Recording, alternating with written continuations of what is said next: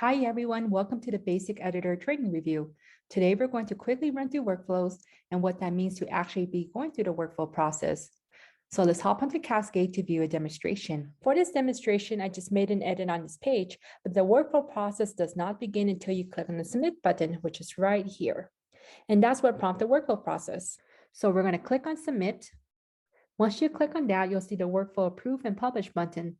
So now click on Check Content and Submit. It gives me spell check on things that might be wrong, so you always want to take a look at any misspelling.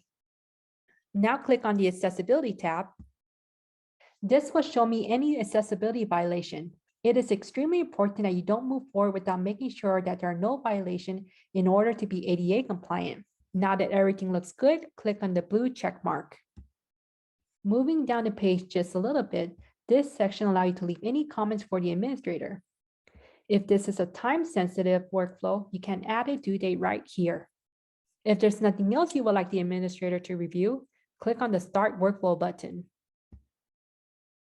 Now let's hop back to the presentation. This flowchart shows what happens after an editor submitted workflow. There are 4 things that can happen during this process. So the first thing that can happen when you edit or create a page, you submit that page to workflow as we just went over.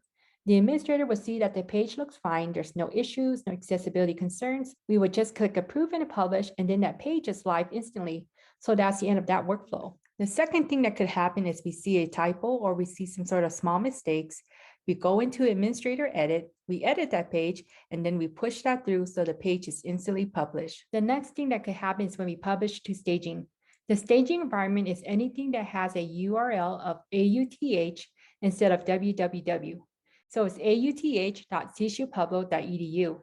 The staging environment mainly exists for sites we're creating within the CSU Public website, and the pages don't actually appear in the live site. We use staging pages if we want other people on the team to view the draft, but we don't want them live. So that's when we publish to staging. The last thing that could happen is when we reject a workflow back to the editor. Anytime we send a workflow back, it's because we see something not complying to the web policies or to the web standards. We always provide feedback as to why we are sending something back. Sometimes it's just too much edit for us to get through, which may mean the editor is missing some sort of large component. We do have a video on next step if your workflow was rejected.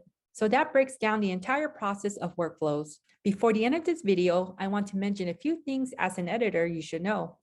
If a page is submitted to workflow, no one else can edit that page until the workflow has been finalized. Lastly, you should always keep an eye on the automated emails generated by Cascade because one of the administrators might leave feedback about your workflow. And that's about it. If you have any questions, you can email us at webdev@csupublic.edu.